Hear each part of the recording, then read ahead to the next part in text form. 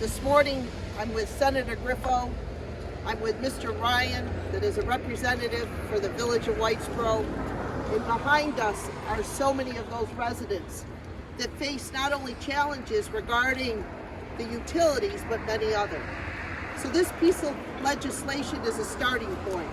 It is not asking, it is demanding that any out-of-state residential property owner has to maintain escrow for those utility and taxes.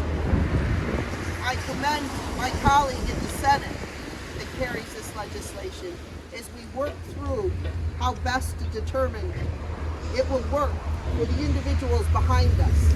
And think of the anguish that they faced this last week, not knowing if they are going to have water and where they would live to make sure that they have that basic water. I want to turn it over to my colleague in the Senate, Senator Griffo. Again, I thank you for your hard work and your perseverance with this issue over the weekend and as we are here Monday morning. Thank you, Marianne, and thank all of you for joining us today, and to have our local officials with us too, Mr. Ryan. Obviously, this is about accountability. So what we're doing now, when you hear some of the stories that we've heard, when you see some of the actions that have taken place here, and the consternation caused to the residents of this area, with uncertainty, it's unacceptable. So this is a piece of legislation that will require accountability. Essentially, this is how it begins. We'll continue to work through this process in Albany. We'll work slowly, but we'll do our best, because we know these are challenges and problems that need to be met head on, particularly when you have out-of-state individuals, owners, who do not bear the responsibility that they should in ensuring that the tenants and the people who live here have the best living conditions possible. So this is truly a piece of legislation that I think, as we continue to work on, will gain more and more support, because essentially it's about accountability and making sure those people who own these kind of properties are not only paying their utility bills and their taxes, but taking care of the people who live here. Absolutely.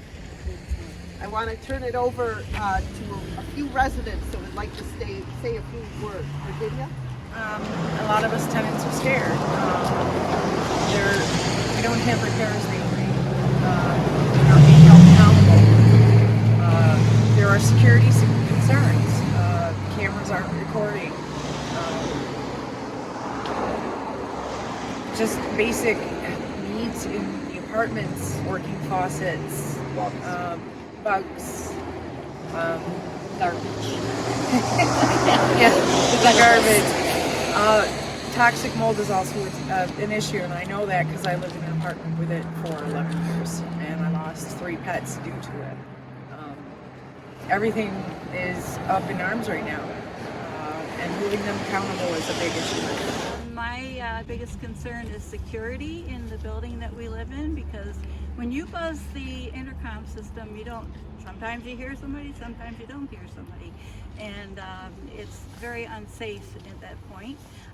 Things are dropped off in the entryway, and things are getting stolen that way, because anybody could open the door and just take the items back out. We have a lot of issues with security cameras that do not record, and they just play the whole time. So that's not really doing much for security. But I'm very glad that we had the help with the water, because that is an awful thing. Sanitary-wise, people cannot be without water, and there's no way that should even came to any kind of question. So.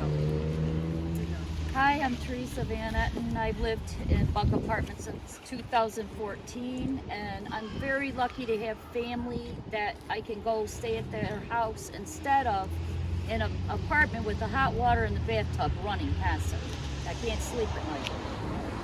Buck Apartments used to be run by Buck, and they took care of things. They bought a new refrigerator, put it in, they fixed the garbage. Now we have the trash compactor has broken. They refuse to pay to fix it. Garbage is in the halls. Garbage is piled up out back. They refuse to pay the dumpster removal, the dumpster people that empty the dumpster. We have, the floors are filthy. The housekeeping is filthy.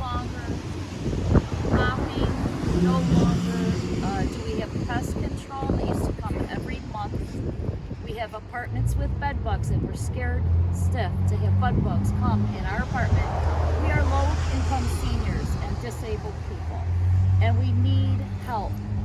And this should not be tolerated.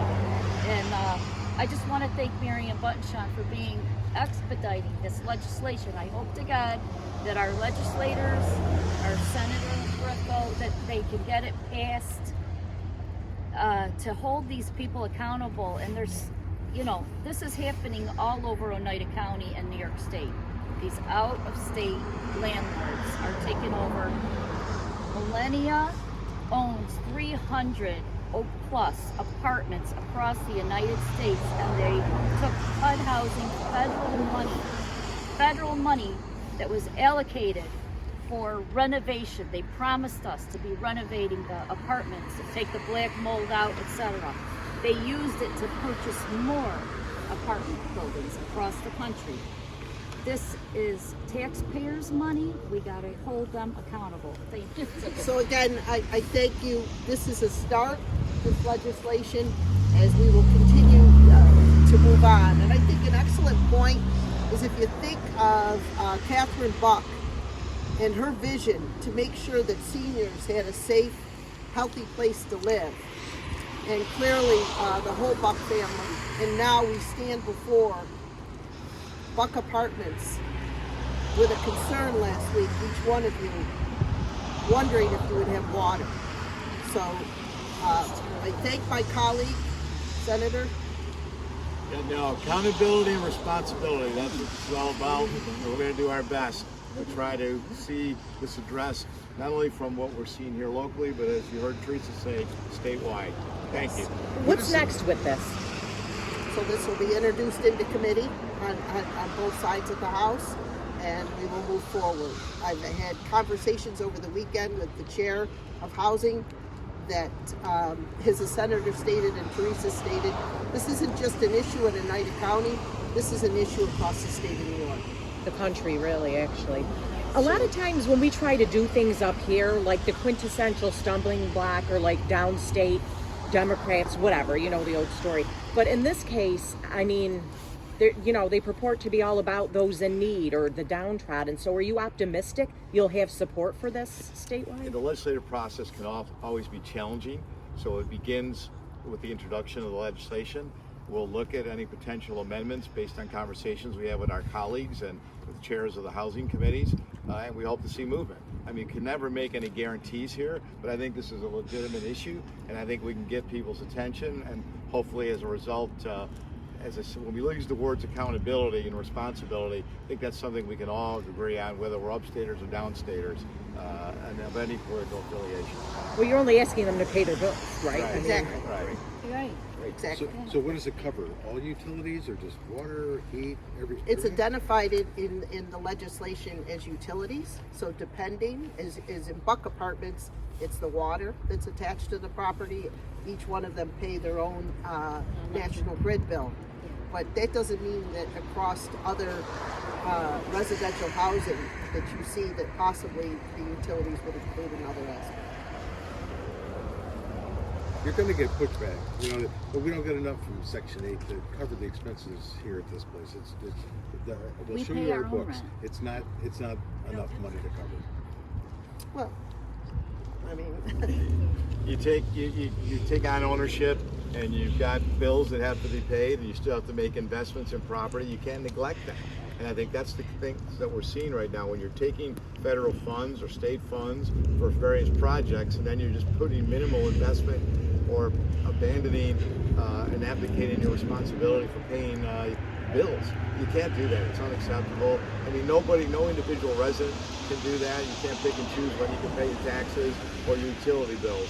There's a consequence. And that consequence has to be faced, particularly by these out-of-staters. I think that's the biggest rub that I have here, that you have out-of-state investors and they're not fulfilling their responsibility and obligations. What difference does that make? Or if you're in state? Well, it's going to affect everybody, but my point is when you're out of state, you're not here regularly, so you're not paying attention to things, and you can see what you can get away with. But that's unacceptable. When you're an in-stater, when you live in the community, it's no different than absentee landlords, basically. when you're an absentee owner, it becomes Teresa said it. When the Bucks were running this facility, things were repaired.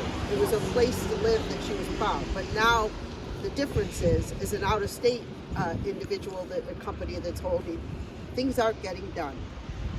And what's the trigger for the units? How many units? 20 or more. 120. Well, they have 120 here, but it's So, I 20 mean, or more. it is. 20 or more. all right. Thank you.